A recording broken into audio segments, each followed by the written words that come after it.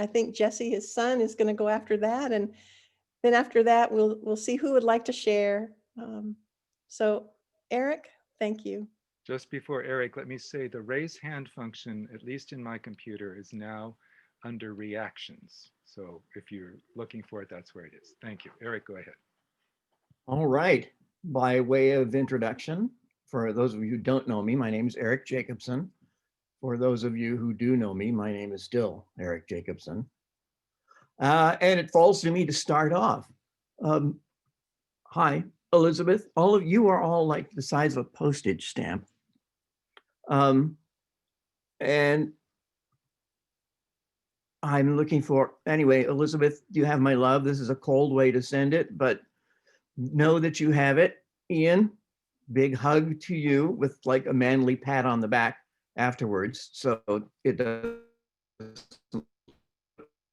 uncomfortable.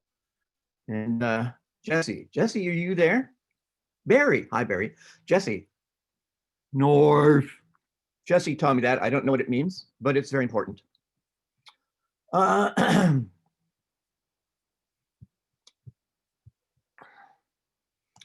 Traditionally, people get up and say nice things about their loved one, but that would take forever. And I very likely I wouldn't be able to hold it together anyway. I considered saying bad things, but that just doesn't seem right. On the other hand, it seems wholly inappropriate to say anything serious at all. So here goes. I felt probably the best thing to do would be to make up some stuff. So Bruce was not a very interesting person, really. He only had a third grade education. He had no known talents and made his way in the world selling novelty toothpicks, which he whittled out of old growth forest in the Pacific Northwest using only a butter knife. He never traveled more than 5 miles from his hometown, and I have not spent these last days cursing the heavens for leaving a gaping hole in the rest of my life and in the lives of my wife, Linda, and sons, Rob and Christian. So none of those biographical details out of the way, I'm going to stop making stuff up. So anything I say after this, I am not making this up. Bruce and I met in college. We were introduced to each other by an anorexic Playboy bunny from Cincinnati, who was doing her directing class at Miami of Ohio. And she thought Bruce was the funniest person he'd ever seen. And she thought that I was the second funniest person she'd ever seen.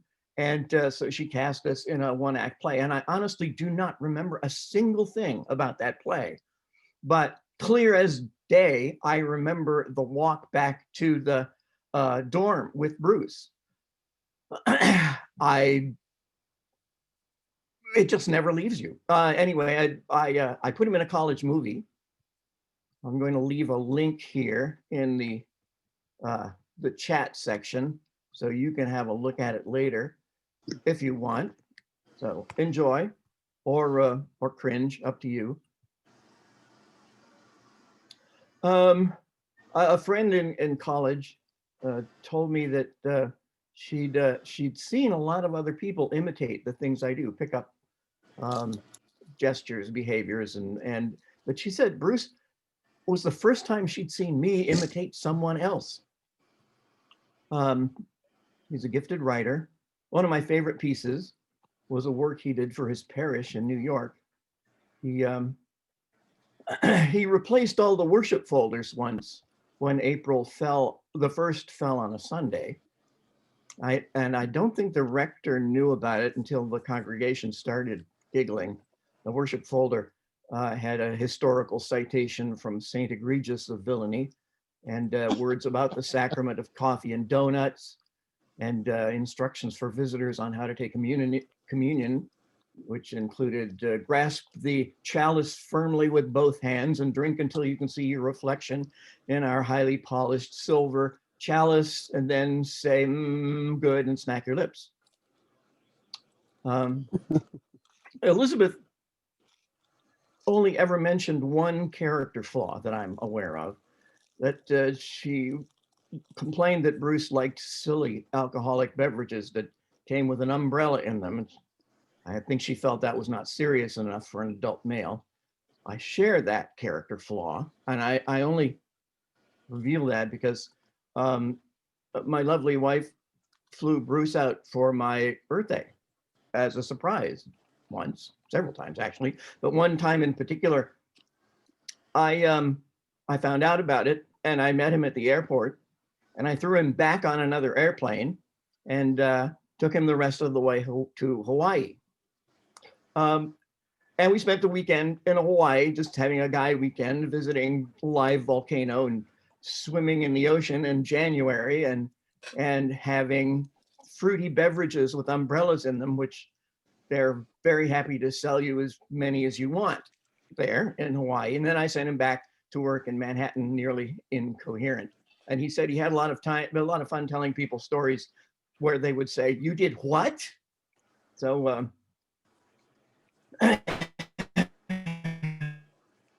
although this is supposed to be somewhat like a wake, Sláinte and Prosit. He actually wrote me a play, all of my own. Just I don't think anyone has ever read it. I thought I'd share with you some of his writing. He typed it up very neatly on a typewriter and with all the margins and formatting and everything. It was very impressive. It was very short. And the setting is a stage. The dramatis personae, man, and the man says, "Eric sucks." And then curtain. Again, I'm not making any of this up. With that, I'm going to let Bruce have the last word and relinquish the floor to whoever is next. Thank you, Eric. Thank you. I think Jesse wants to say a word about his papa. Jesse, you want to say something about papa?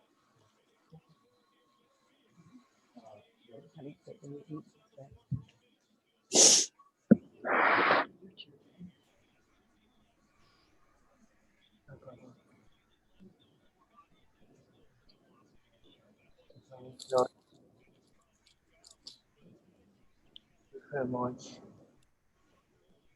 We haven't. Bye.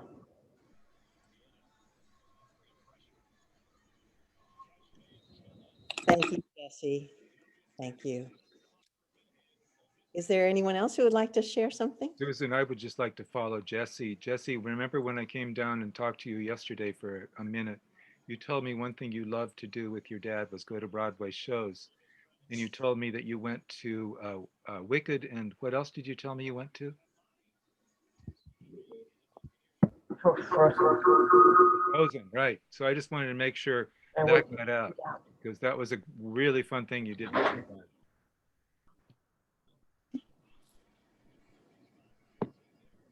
I see that Phil has his hand up.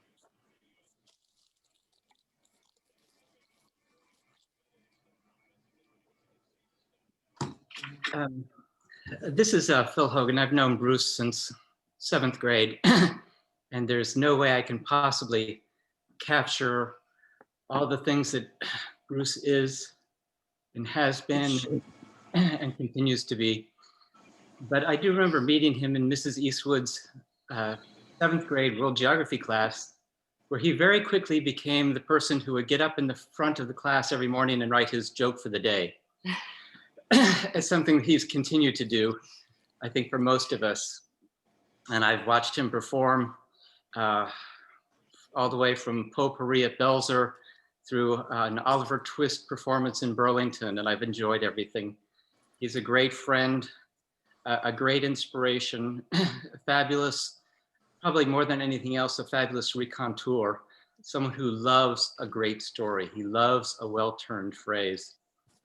He enjoyed regaling all of us with the stories of his exploits with Eric and the pleasure he had in watching Ian head off to Ghana and explore the African wilds in some strange way, or in just the pleasure he had in watching Jesse success in the Special Olympics and going through school. So he relished those stories. He relished telling those stories. And Excuse me. so he also liked to tell stories about the people he met along the way, including people such as Kurt Vonnegut, which is notable here, Bernie Sanders. He talked about his interview with Aaron Copland and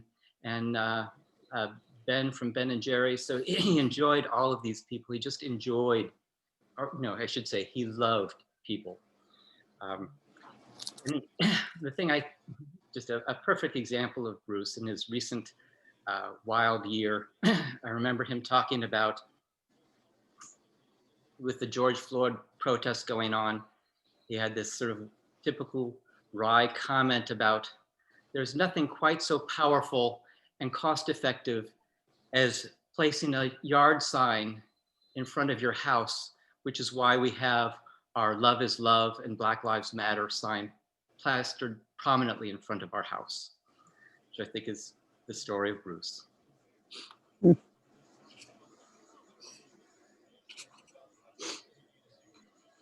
Thanks, Phil. Thanks.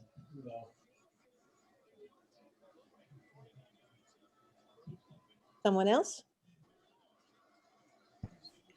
Hey, I'll go. This is Steve Gibbs. I met Bruce, I guess it was 2011. I was joining Green Mountain Coffee, and Green Mountain Coffee had flown my family out to Vermont for a week visit. So we're from Atlanta, and they wanted to figure out if we could survive in Vermont. Now, they flew us out in July, which was a little bit disingenuous because Vermont in July is kind of just like Atlanta. But we went, and we were at Shelburne Community School. My wife was inside meeting with the principal, and I was outside with my two children, and they had gotten into a game of tag with Jesse. And so the kids are playing around on the playground, and, you know, Bruce walked over and said, "Hey, what are you doing?" And I said, "Oh, I'm seeing if Vermont is like Atlanta." And he started cracking up, because you can imagine he would. So we chatted for that 15-minute tag game, and he invited us to dinner at his house that night. So he said, "Hey, you want to learn about Vermont? Why don't you come over and have dinner?" So my wife came out, and she said, "What are you doing?" I said, "Well, we're going to dinner." She said, "Where?" I said, "To Bruce." She said, "Who's Bruce?" I was like, "I don't know, but we're going to have dinner at his house."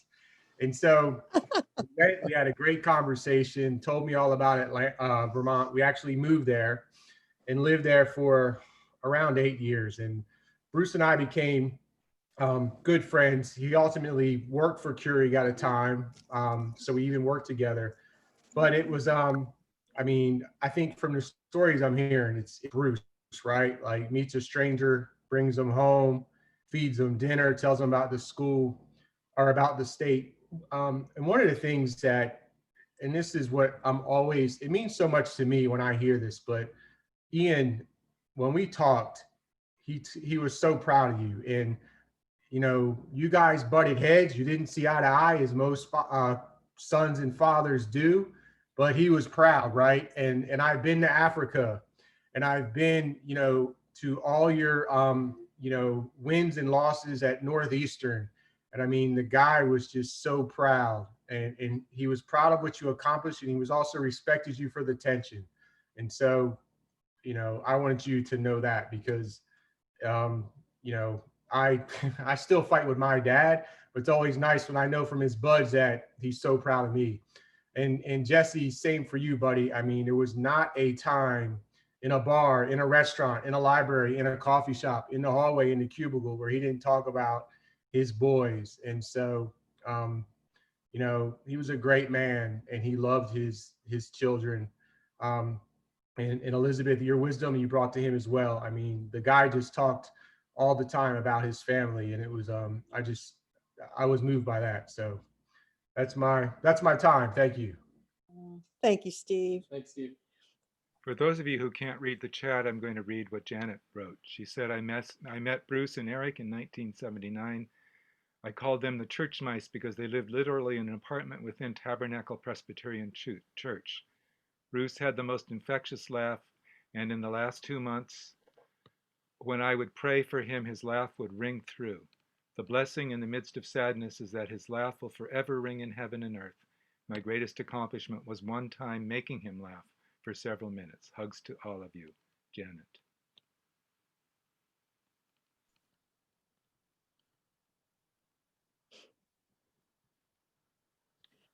Jan? Jan?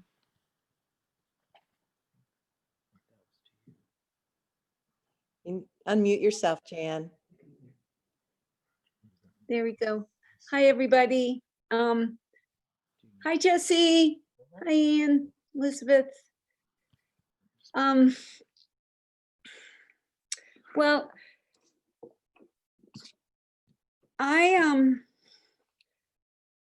didn't know that I was going to have this humble honor of coming into their lives, Jesse's life, Elizabeth and Ian, back in a year ago of October. And I had started being buddies with Jesse. And we've had a lot of fun. We've had a lot of fun. And, you know, I was a presence in the house while Bruce was going through this whole past year. And so I got to see quite a bit. One of the things that gave me a lot of joy was that I love insects. I love nature.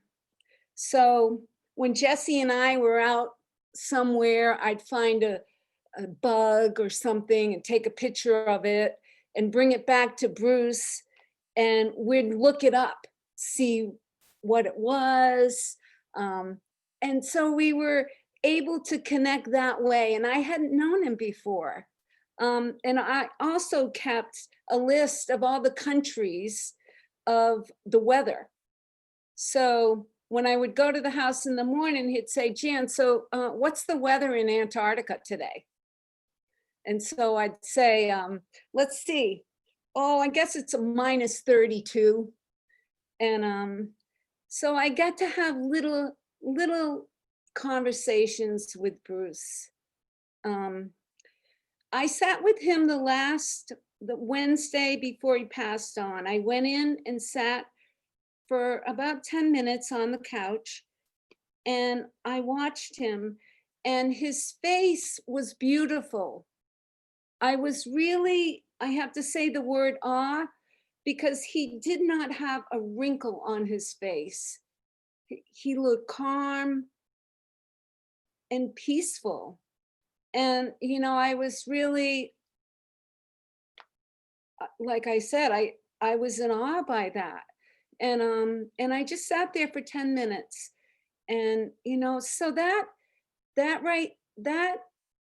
for me was very humbling and very grateful that I've come into this family with all of this and been a part of it, as tragic as it is. But I've learned quite a bit throughout this year, and all my time spending with Jesse has been just, I love him. He's my buddy. And so thank you for letting me share. Thank you, Jan. Thank you, Jesse. You see Jan, Jesse? Yeah.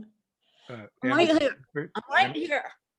I saw Anne-Marie Seifert has her hand up. Anne-Marie, yeah.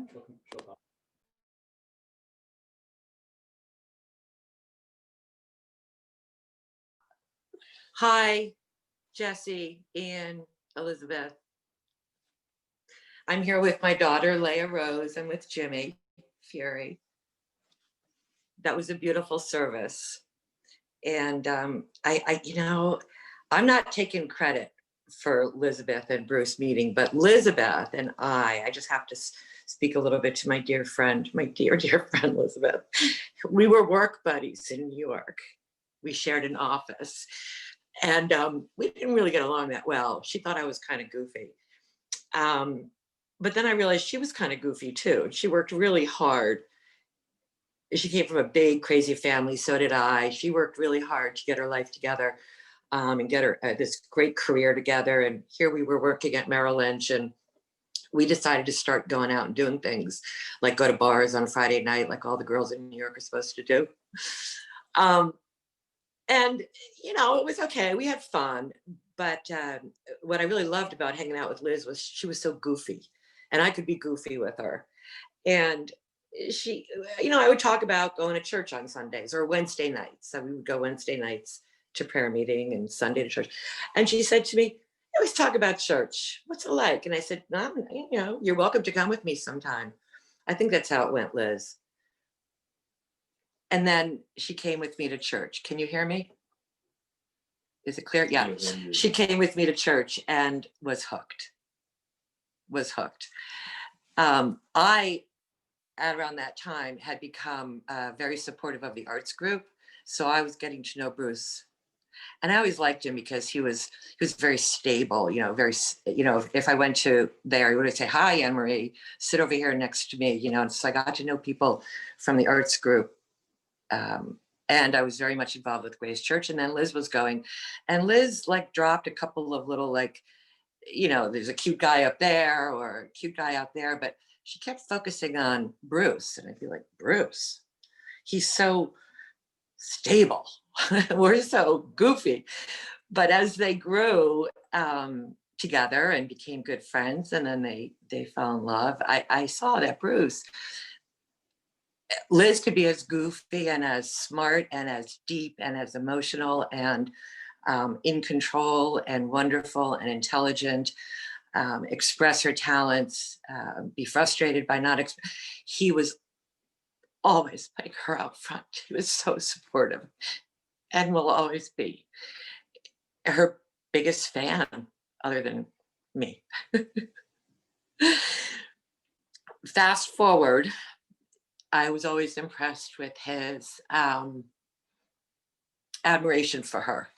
And he used to use the word delight. I always associate the word delight with Bruce. I was having a painting exhibition, and I sent out the cards.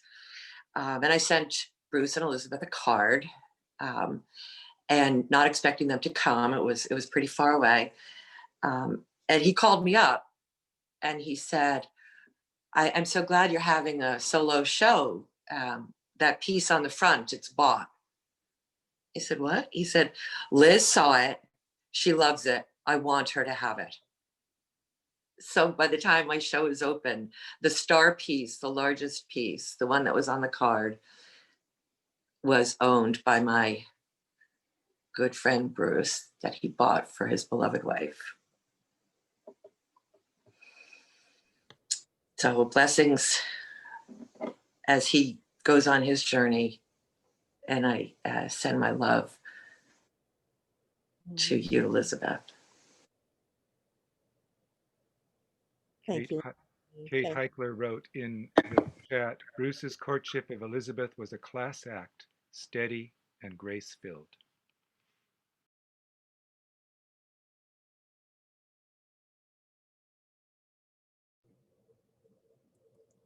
Bob, was that a thumbs up or did you want to speak? I can't hear you. You're muted.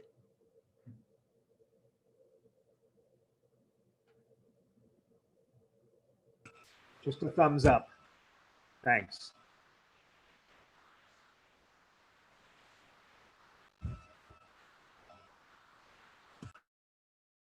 Paul and Lisa Duke, there's a hand up there, I believe. There you go. And do you want to go off Can you video? hear me okay? Yes. Do you want to Okay. go off video? We're not in a good place with much bandwidth, so I'm not going to put the video on, but Lisa and I are here. And I had to pipe up when I heard the talk about the courtship between Elizabeth and Bruce, because I have a funny story about that. And that's when a bunch of us, many of us on this call, used to go out to the house in the Hamptons, Hampton Bay's house. And Bruce and Elizabeth would come out separately. This is before they had started dating. And but Bruce was definitely interested in Elizabeth. And maybe they had actually just started dating. So some of these facts, some of you may actually remember, have to fill in for me, but I'm going to remember it as best I can. So one night at the house, Bruce comes to me and he says, Paul, I need to talk to you about something. And Bruce is usually a guy who, as I think, as everyone has said, he's witty, he's intelligent, he's together. He wasn't when he came to me. He was nervous, he was a little anxious, a little upset. And I said, okay, let's talk. And so he said, listen, I don't understand what's going on here, but I'm really interested in Elizabeth, and evidently David is too. And he was talking about our friend David Lesueur. And I said, oh, well, David's a good friend of mine as well. I didn't know that. Say more. How did you come by this information? He goes, well, he's been talking to me about Elizabeth this and Elizabeth that, and he's so interested in her and he thinks she's so special and all this going on. He says, I don't get it. I don't know what I should do. And after we talked for a while, and I was very puzzled, I finally realized that he was talking about, David was referring to a different Elizabeth who happened to also be out at the house either that weekend or recently. And so after a good laugh about that together, and when I informed him that that was a different Elizabeth, that the coast was clear, he should go for it. Anyway, it was just kind of a funny story about Bruce in the early stages when he and Elizabeth were just starting off. But while we're also saying that, I just want to also remember many other great things about Bruce. There's one quality which has been mentioned a number of different ways here on this, either in the memorial service itself, but also in some of the memories, which is Bruce was willing to be someone who would really think about whatever it was. We ran in a circle where we talked about God. We talked about our relationship with God. Who were we as people? What did it mean to be an artist? Things like that. I first met Bruce back at the New York Arts Group in the mid 80s. And during that time period, he wrote I think it was a one-act play, maybe it was a full-length play. I don't remember too much about the play, but the name of the play, I do remember for whatever reasons, called Barton Withers Gives a Damn. And the significance of the title was, I think, that we were coming from a place of somewhat conservative evangelical backgrounds, and he was writing a play, as a 30-year-old or something around that age, about someone who actually cares but breaks the rules, but breaks the norms, but actually has the deeper connection. And that's what I remember about that play. And so I just wanted to kind of resonate with that memory that goes back 35 years and how that transitioned to when Lisa and I went out to visit with the Campbells and were able to see that same quality in its mature form of the Bruce Campbell that we knew and recently. So we send our love to you, Elizabeth and Jesse, who we had a chance to spend some really nice time with, and also to you, Ian, who we haven't seen since you were 2. Okay. We love you. We send our love. Thanks, Paul and Lisa. I know there was a George who had his hand up. George? Maybe George and then Sharon? Okay. George is unmuting himself.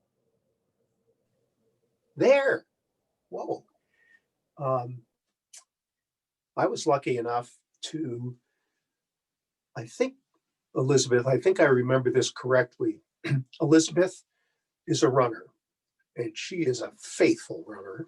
And so I used to see her quite often going by the house that I lived in at the time in Shelburne. And I think, Elizabeth, I think it was you who asked me do you give lessons, music lessons? Because I play valve trombone, I'm a jazz musician. And I said, yeah. And so Ian and I then got connected through music. And gee, I mean, with both Ian, and you, Jesse, your dad lives through you. He's so compassionate and so, he had energy, and that energy lives on, of course. And the last time I visited, it was because Bruce had written to me and said, Ian's going to be home. I was wondering if you guys would like to, get together and play some jazz. And so I came over and I had some play along tracks, as we call them. And we did play, and he was loving it. And then he sat down at the piano, and Jesse, you sang so great. I wish I knew, I can't remember the name of the tune, but boy, you were astounding.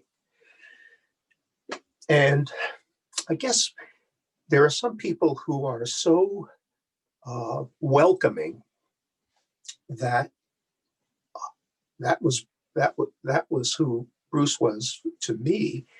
And there's some people that I really hit it off with because we both have a rather strange and warped sense of humor.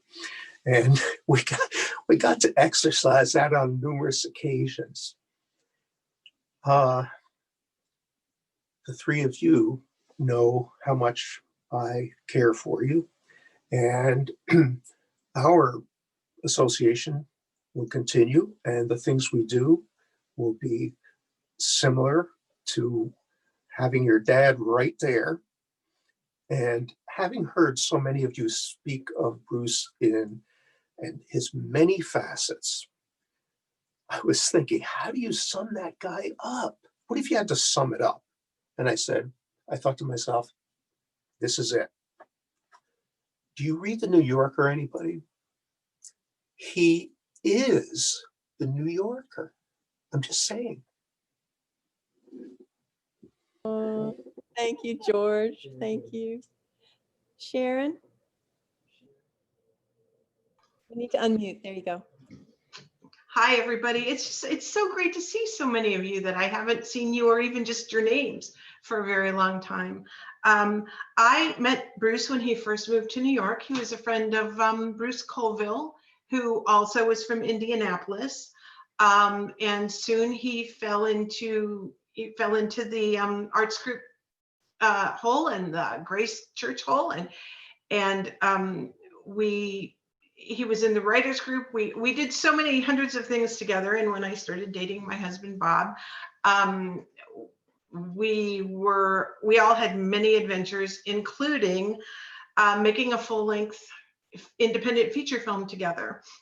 And Bob had written and directed it, and Bruce and I produced it. And I have to say, you can't produce a full-length feature film with real live paid Hollywood people, well, New York people, without getting to know each other really, really well. And then when you go into an editing suite at Pennybaker's, which is the size of my laptop, for 12-hour days, that seals the deal. And he was often out. We bought a house with our friend Marianne called Shimer's Brook on the Delaware River. And one thing we got to know, it's funny because when we were talking about Bruce, one of the first words that comes up is breadsticks. And the reason that is Bruce, he had such a great sense of humor. He was such a laid back fellow, but he also, there was a way things should be. And he cared deeply about the way that those things should be. And one of them was pies. And that night he was making a pie for dinner. And when Bruce made a pie, he didn't just go out and buy a pie crust and throw in, a jar of cherry filling. He made the pies, and he would, he made sure that he cut the butter pats just so to make the crust. And he, and the butter pat was probably at 72 degrees. And anyway, so he made this fabulous pie that would be ready for supper time. And I was heating up some breadsticks from one of those popper tins. And I thought that if I just stuck the breadsticks in on top of the pie for 15 minutes, 11 minutes, what are the odds? Who would know? Well, Bruce went to check on his pie. And the people here with me are laughing to this day, because that was a side of Bruce we hadn't fully experienced before. And anyway, as you probably know, Bruce and I got past that and went on to have a continued friendship. But it's funny, and I don't want this to sound the wrong way, but when he started talking about Elizabeth and when he started talking about his boys, it reminded me of the pies.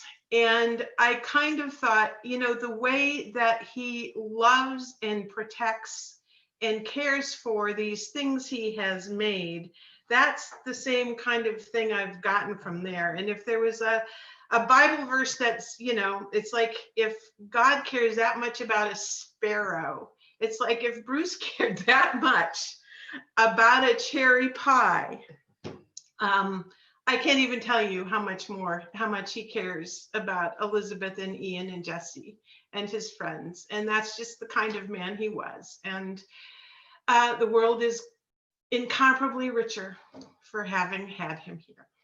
So all of us say thank you and send love to all of you. Thank you, Sharon. Are there any other hands up? Todd Coleman. Todd?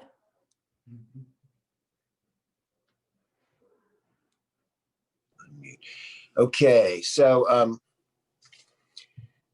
I fell into that same hole known as Grace Church, although I never thought of it as a hole. It was a very magical place in the 80s, just an unbelievable place to be. And I really got to know Bruce through the New York Arts Group. And then we were in a writers group together with Sharon and John Roberts and a lot of other wonderful people that I'm seeing here today. It's so great to see again. But of all the amazing people I met in that decade, Bruce, I think I can say that Bruce, and we're talking hundreds of people, is my favorite person from that decade.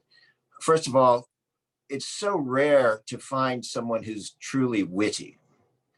And that man, that razor sharp mind could just dance on the edge of a pin. It was amazing. And I'm very grateful to Bruce because he gave me the best advice I've ever gotten as a writer, which was be outrageous. It's really excellent advice. You can feel free to steal that.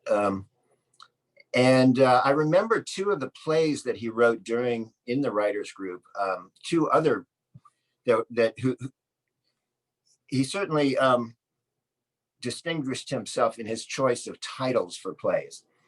One was a musical called Afternoon at a Sperm Bank.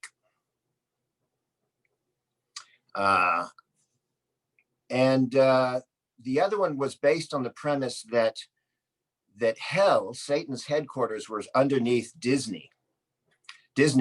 And so that was called The Fires of Disneyland. I don't know if these works have survived or been archived, but they're probably worth looking up.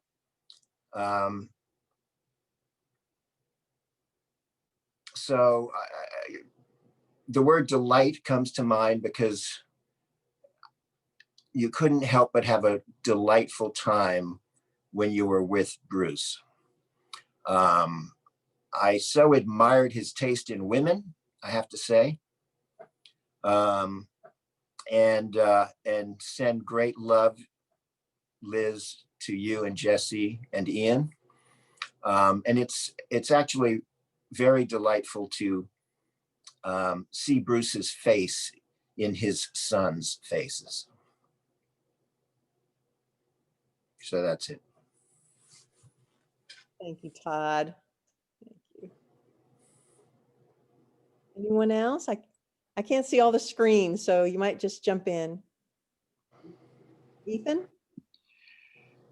Yes, well, a lot of you know Bruce better than I did.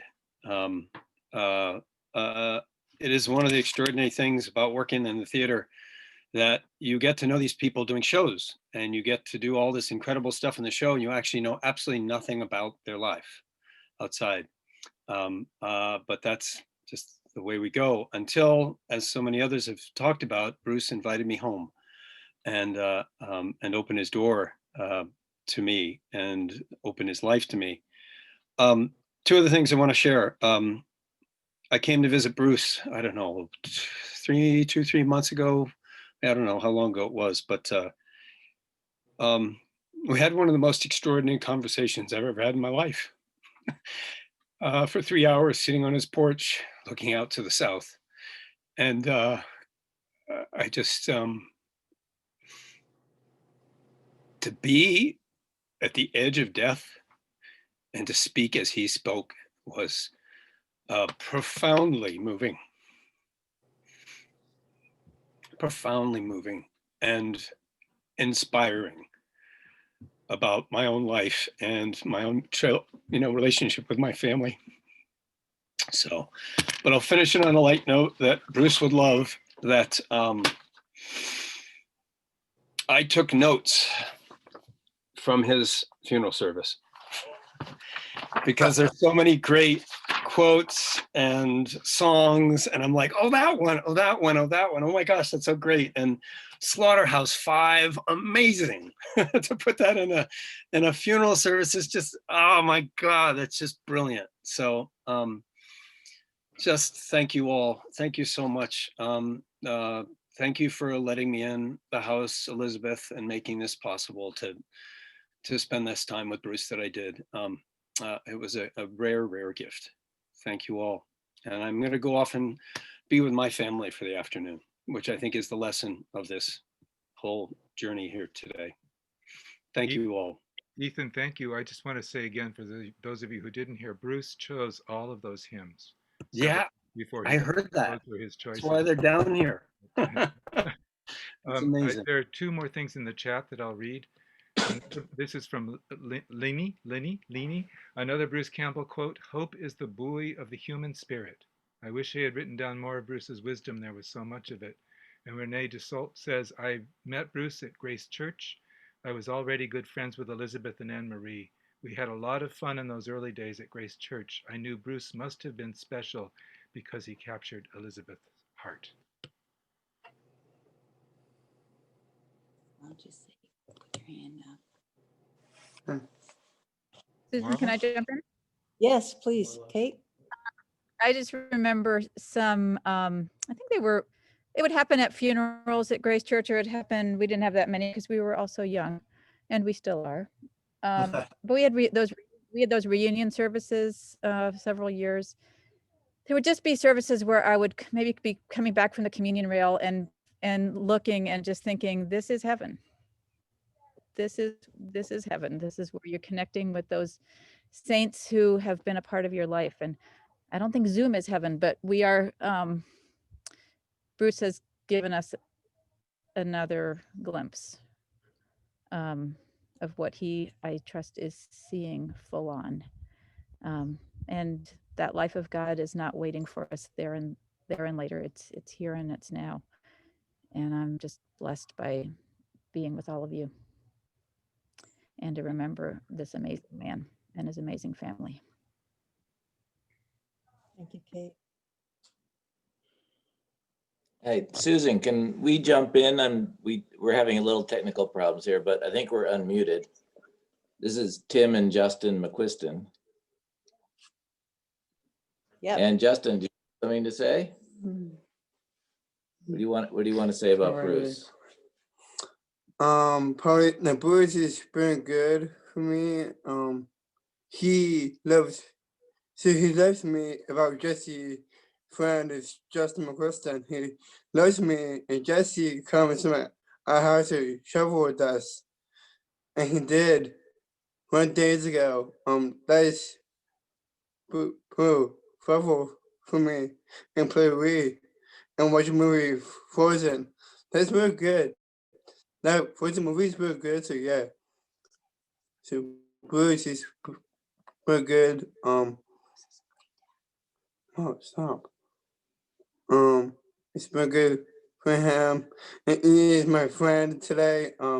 His command is at home now. He's here today. Thank you. Thank And you. I just wanted to add that, we've talked a lot about Bruce's laugh, and he was very generous with it too. The jokes didn't even have to be particularly funny.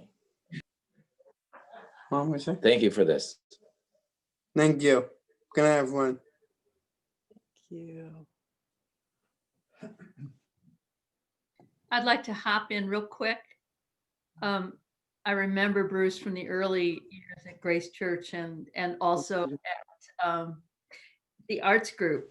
And one of the things about Bruce that he could simultaneously elevate a conversation and bring it back to a very earthy, with a very earthy piece of humor, all at the same time.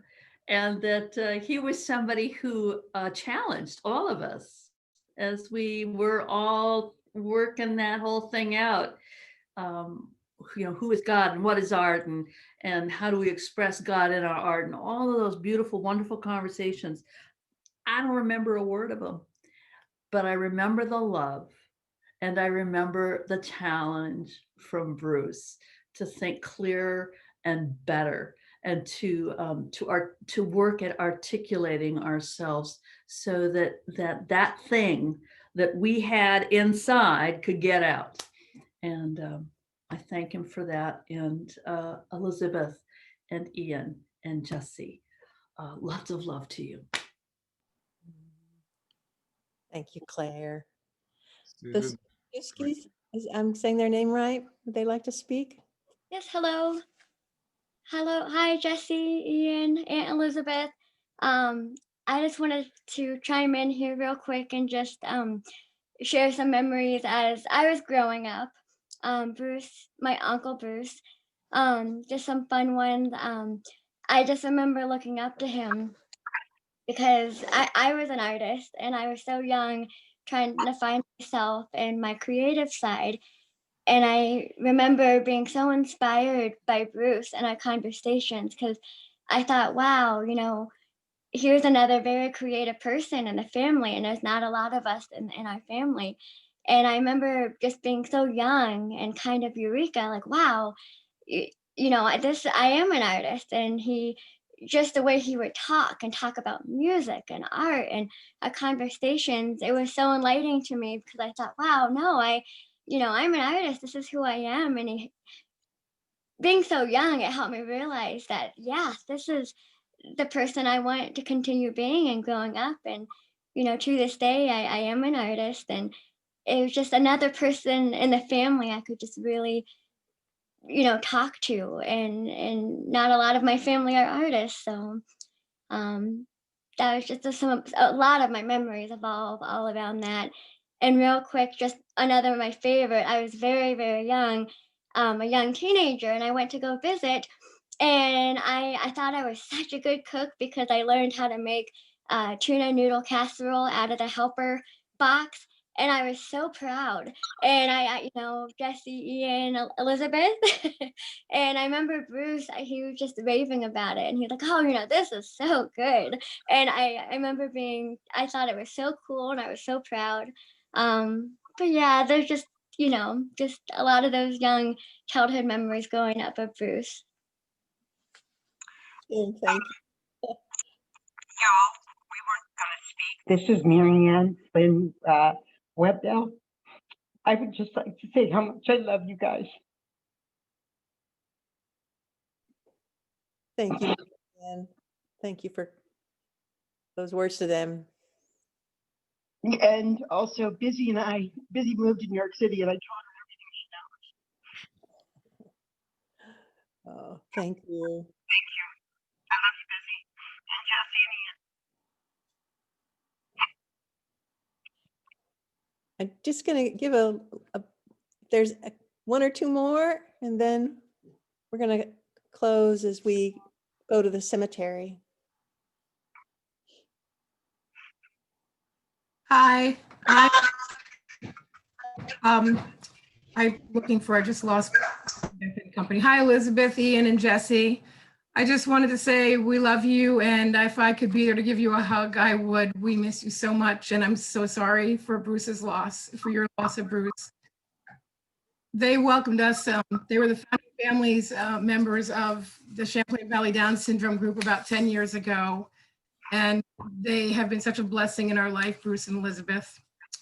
And I remember always getting a hug from Bruce, the twinkle in his eyes and his sense of humor. He was always so encouraging and so easy to talk to about anything in faith. He was always encouraging about everything. He helped us with Elizabeth to sit there and know how to transition our daughter to adulthood now that she's 18. We learned so much from them and just so much about life from them. And I miss seeing you guys. And I'm so thankful that you included all of us in this service today. And I know that every single one of us here wishes that we could be in the same building with you. The stories that I've heard today, that I don't know that part of Bruce, the older one, but I know what he's brought in our life in the last 10 years and how enriched it is. And Ian and Jesse, I can't wait to see you again and give you a big hug. But all he did was talk about you boys and how much he loved you. And I just know that you're going to focus on the memories and the good things, but know that he was loved by so many people, and every life he touched was better for it. We love you guys. Thank you, Michelle. As somebody said, Barry, did you want to say something? Are you there still? I'm here. I am just overwhelmed with the amount of people that knew my brother. I mean, he never knew a stranger, really. We both had that thing going on. We just don't know strangers. But this is really just so gracious and overwhelming to see all the people that knew him, and I've heard a lot of the names. So it's a lot of fun to see some of the faces now. I'm sorry I couldn't see them all in person, but it's nice to see them here. The service was absolutely perfect and beautiful. And I just want to tell everyone thank you, and you all have all the money. My brother was absolutely incredible. He was my confidant, he was my guardian angel, younger and grown up, and he never judged me. He was always welcoming and always loving, and to know that he put that out to the rest of the world is just I'm running out of tissues. So, but it was great, and so thank you all so much for being here. And my family, I want to see you soon and give you all real hugs. Okay, so Jesse, And Elizabeth and Ian, Bruce isn't here in body, but he's always here, and he's here. And we're never going to forget that. And he's always going to be with all of us. Thank you very much. Thank you, Barry.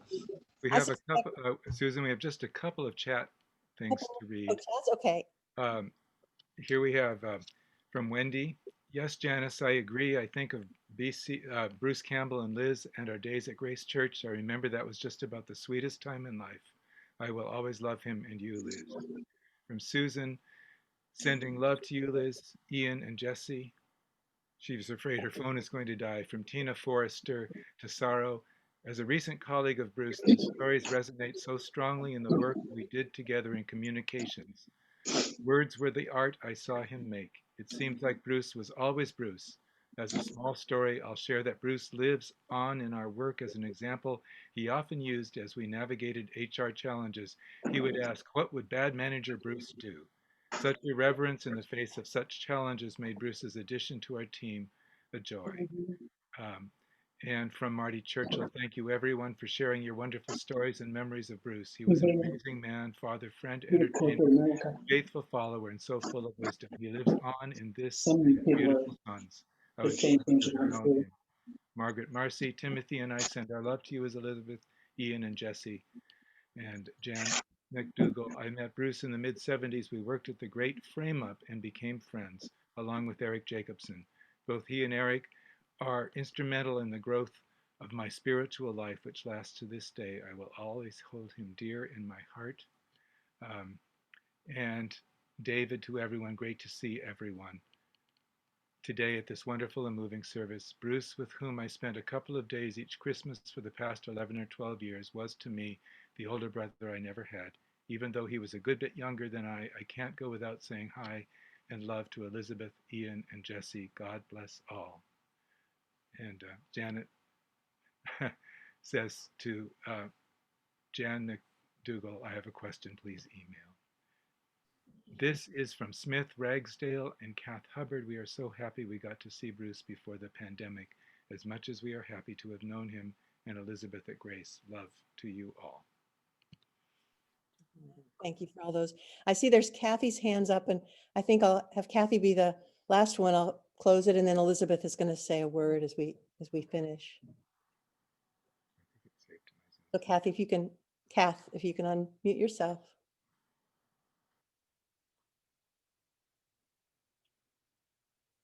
It says Kath's. Kath's iPad. Oh.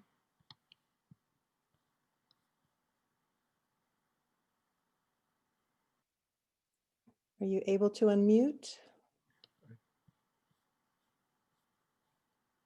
I think, Susan, that's no longer there. Okay. Okay. Well,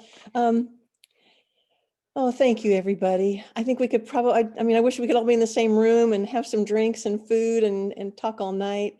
I know you'll be holding Elizabeth and Ian and Jesse in your heart in these next days.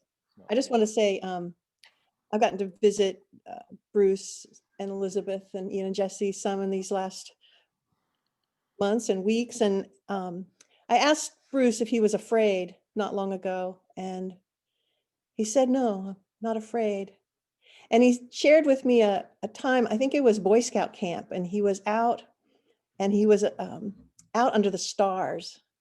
And he said it was like a mystical experience that he had, that he didn't hear a voice, but he was so certain that somehow that there was God's presence, a divine that was beyond, that it just filled the sky, and it was so big, it would just go.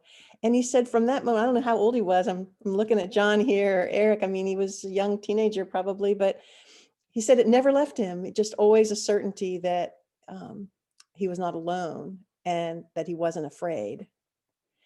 And so I shared this poem with Bruce, and shortly before he died, and many of you probably know it. It's just very short, but I realized I feel like Bruce really has entered that free fall embrace of God. And so hear these words from Denise Levertov. As swimmers dare to lie face to the sky, and water bears them. As hawks rest upon air, and air sustains them, so would I learn to attain free fall and float into Creator Spirit's deep embrace, knowing no effort earns that all surrounding grace. Like Bruce has just fallen into grace, and so grateful for all he shared with all of us, his love. And Susan, here in Shelburne, where we are and where Susan is, and Jesse and Ian and Elizabeth, the sun just came out brightly and is shining brightly on the snow. Just happened a minute ago. Mm. Elizabeth, you want to share a last word to us? No, not being Bruce, I do this with some trepidation. Not being the performer that he was. I can't tell you how moving it is to look at this screen and see all your faces. We have, there were times during this ordeal that some moments that felt unbearable, but we bore them because of all of you. And in many ways, you loved us and cared for us, and really feel that now. So here's a gift from Bruce for each of you. You've heard this mantra. We started calling it a mantra in the last couple of months while Bruce was dying, and knew he was dying, and we knew he was dying. And the mantra was, I come from love, I'm going to love, and this, even this, is love. And it's that third line. And this, even this, is love. And what we meant was, watching the cancer cannibalize his brain and take things away day by day. And we would say, and this, even this, is love. So life is beautiful, and so much of it is that this, even this, is love, the hard parts. So I hope each of you can remember Bruce's mantra. You come from love, you're going to love. And when it's really hard and almost unbearable, you remind yourself that this, even this, is love. Love you all. Thank you.